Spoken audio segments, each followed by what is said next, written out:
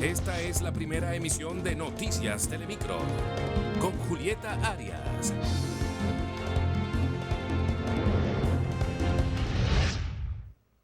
Reenvían para el próximo jueves el conocimiento de la medida de coerción a la fiscal de San Pedro de Macorís. Veamos otros titulares de este lunes. El primer entregable lo tendríamos en 2 semanas. Pese a críticas, se inicia hoy la auditoría forense al voto automatizado por la empresa Deloitte.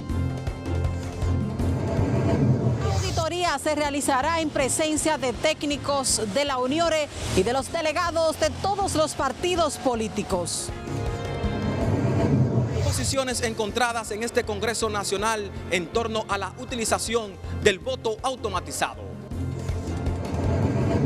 Analistas internacionales no descartan que el expresidente de Bolivia sea sometido a la acción de la justicia por fraude detectado en las elecciones de ese país.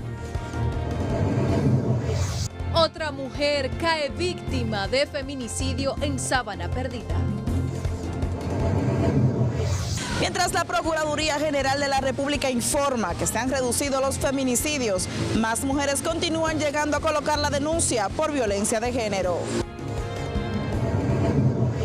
En las internacionales, en Bolivia hay un vacío de poder tras la renuncia de Evo Morales.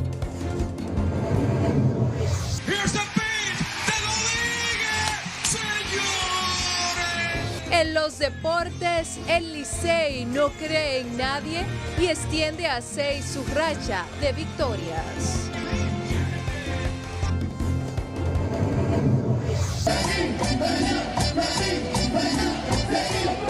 Y en los espectáculos, el caballo mayor Johnny Ventura pone a vibrar a los puertorriqueños.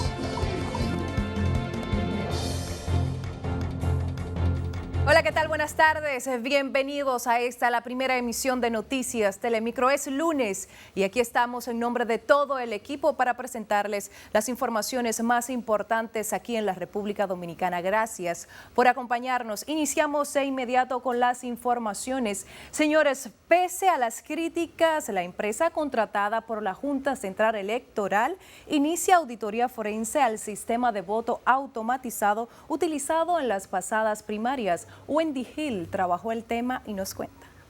Los cuestionamientos al voto automatizado luego de las primarias del Partido de la Liberación Dominicana y del Revolucionario Moderno entran en una etapa decisiva, sobre todo luego de la selección de la empresa Deloitte para que audite los equipos que desde ya inician sus trabajos. En 2 semanas, el país conocerá el primer informe del software y el código de fuente utilizado el 6 de octubre, asegura la Junta Central Electoral.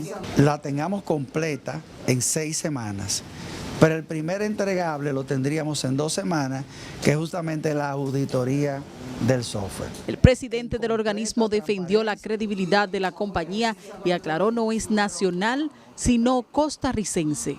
La Junta garantizó la transparencia en esa experticia tras informar que la Unión Interamericana de Organismos Electorales participará, además de los partidos políticos. En absoluta transparencia y con la presencia de todos los partidos políticos.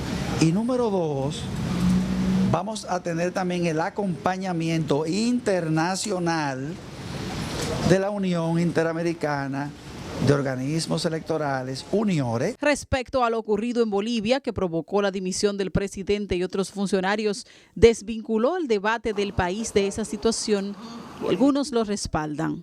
Creo que los 2 casos no tienen absolutamente nada que ver. En el caso de la República Dominicana, en las primarias que se celebraron, la Junta Central Electoral dio un conteo a través del voto automatizado permanente. Pero para otros es un espejo del fraude que aseguran ocurrió en este país. Yo creo que es más parecido ni que se hubiese originado en el mismo vientre y en el mismo saco vitelino. Yo creo que hay paridad entre lo que ocurrió en República Dominicana el 6 de octubre y lo que ocurrió en Bolivia. Este jueves están convocados todos los partidos para debatir públicamente la viabilidad o no del voto automatizado para las próximas elecciones. El presidente de la Junta le aclara a todos los representantes de los partidos que acudirán a esta audiencia, aunque debe presentar argumentaciones con pruebas. Wendy Gil, Noticias Telemicro. Bueno, y precisamente la denuncia de fraude por parte de la OEA en Bolivia reaviva aquí en el país la utilización del voto automatizado. Osiris Mora nos presenta más detalles. Osiris, buenas tardes. Adelante. Gracias. Buenas tardes. Y al parecer la situación de Bolivia, en donde el presidente de esa nación, Evo Morales, renunció del cargo en medio de denuncias relacionadas al voto automatizado utilizado para las elecciones generales de ese país, ha puesto a congresistas en República Dominicana a reflexionar sobre la viabilidad de utilizar este método en los comicios del 2020. En el futuro, sea en febrero, en mayo, se utiliza el voto automático. No hay forma de que los partidos de oposición puedan aceptar eso, a menos que suceda lo que sucede en Bolivia.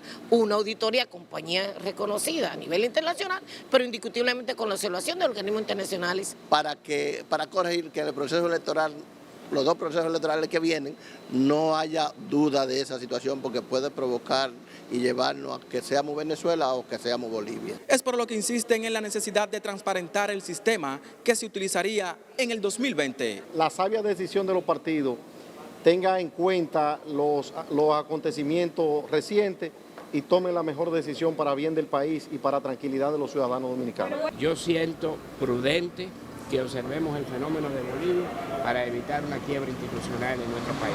Pero los oficialistas mantienen que el sistema de los equipos automatizados no puede ser vulnerado. Mire, eso no es posible en un sistema de votación que es sumatoria. Usted votó, se fue su voto, voté yo, se fue su voto. Eso no es posible. Pero allá fue posible. Bueno, por eso yo no puedo. Mire, lo primero es que yo no tengo el informe ni estaba de observador allá.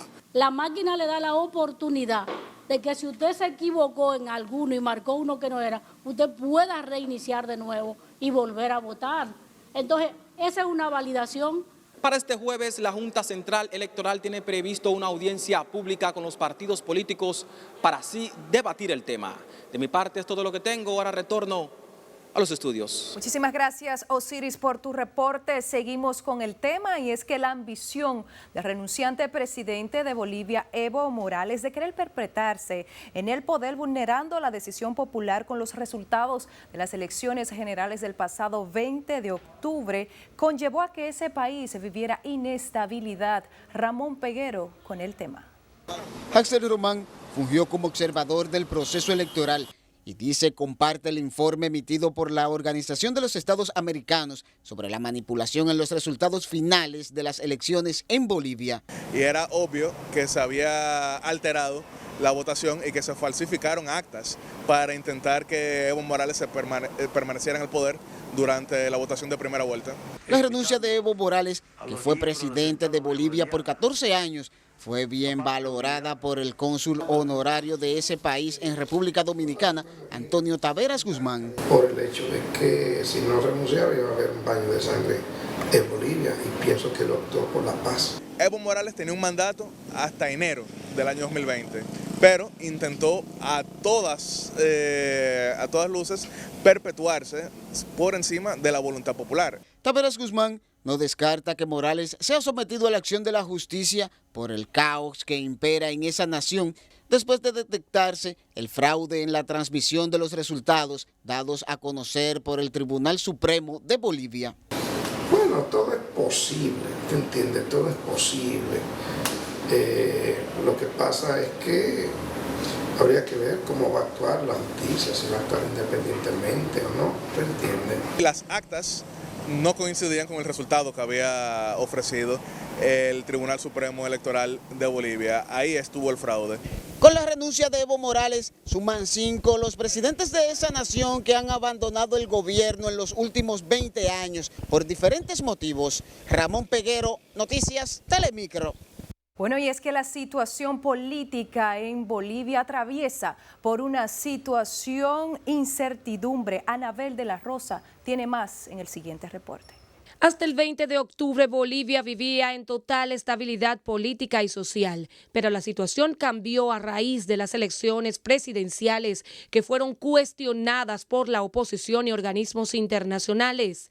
La reelección del presidente Evo Morales, bajo denuncias de irregularidades y de un supuesto fraude electoral, fue el detonante de protestas. La definición de la crisis política que se encumbraba contra Morales tuvo punto de explosión este domingo. Morales y su vicepresidente Álvaro García abandonaron el poder ante la presión callejera de opositores y por la falta del apoyo de las Fuerzas Armadas y de la Policía de Bolivia. Lamento mucho que no quieren que Bolivia siga creciendo económicamente.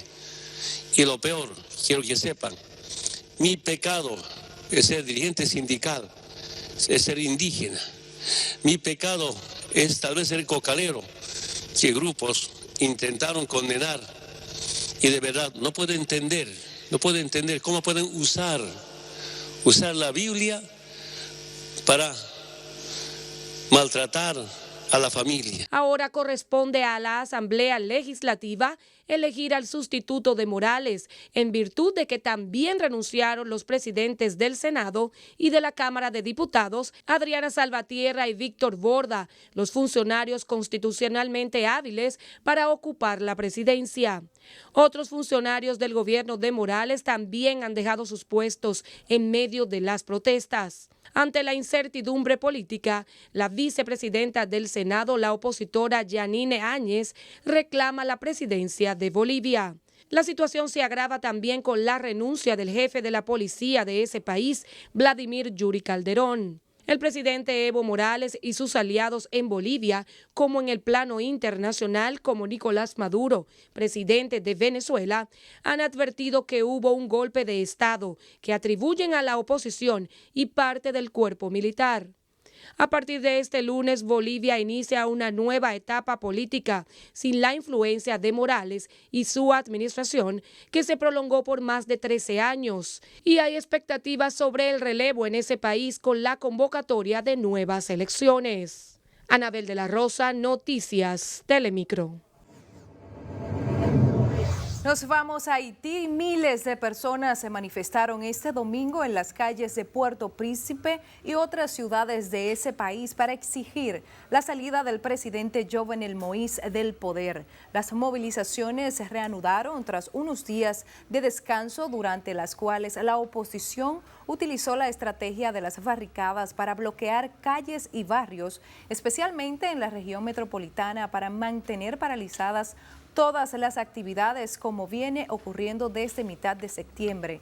Mientras, miembros de la oposición firmaron un acuerdo post-Jovenel Moïse esperando que éste renuncie. Señores, y las elecciones de España dejan un sabor agridulce a los socialistas que, pese a ganarlas, no logran la mayoría absoluta. Rocío de León nos presenta más detalles desde allá. Rocío, buenas tardes.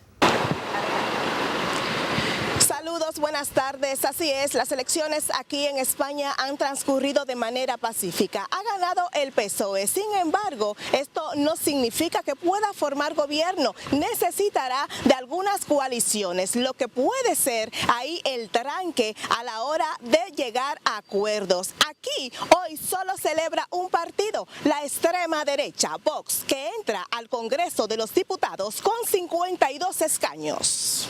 Mi empeño es que esta vez sí o sí vamos a conseguir un gobierno progresista y por eso vamos a desbloquear la situación política en este país. Hace un año no hubiéramos sacado, prácticamente no teníamos representación, ¿no?, en el Congreso, y en cuestión de un año de trabajo duro, de estar con los afiliados y sobre todo estar con la gente, hemos recibido, creemos que el apoyo de la calle, que es muy importante, ¿no? ¿Habrá gobierno? Bueno, es complicado. Vox siempre, con estos 52 diputados, estamos un poco en ese sentido, ¿qué va a pasar con España, ¿no? O se ha propiciado un avance de la extrema derecha después de los resultados que vimos ayer. Creo que es bastante triste y que hace que retrocedamos y volvamos a poner sobre la mesa cuestiones políticas y y pérdida de libertades y de derechos que creo que ya no deberían estar en debate. Pero lo que sí sé, y yo creo que lo sabemos todos los españoles, es que necesitamos con muchísima urgencia un gobierno. No puede ser que continuamos en esta situación de desgobierno. Pues realmente uno de los anhelos que tiene la ciudadanía española es que ya por fin los políticos se pongan de acuerdo y logren formar un gobierno que tanto necesita España. Es todo de mi parte, yo retorno con ustedes al Centro de Noticias. León, por tu reporte desde España. Estaremos dando seguimiento a la situación política de ese país. Seguimos en el plano internacional. Chile empieza este lunes su cuarta semana de manifestaciones con una huelga general del sector público en medio de una crisis sin precedentes desde el retorno a la democracia en el 1990, que ha dejado 20 muertos, 5 a manos de fuerzas del Estado, más de 1.000 heridos, denuncias de tortura y abusos. El presidente del país, el derechista Sebastián Piñera, anunció que iniciará el proceso para cambiar la constitución heredada de la dictadura de Augusto Pinochet. Y este impactante video que circula en las redes muestra a un hombre de mediana edad siendo prendido en fuego, ahí lo vemos en pantalla, durante una discusión con manifestantes en Hong Kong. El suceso ocurrió este lunes durante una nueva jornada de protestas antigubernamentales en la región administrativa especial china, donde se bloquearon vías y carreteras en varios distritos.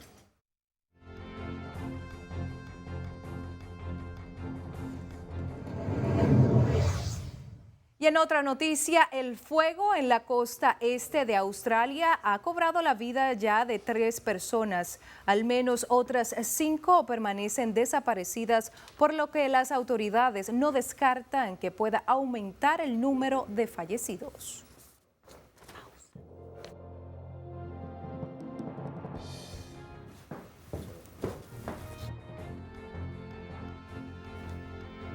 Nos vamos a nuestra primera pausa. Cuando regresemos, otra mujer se suma a las estadísticas de feminicidio. Los detalles cuando regresemos, no le cambie.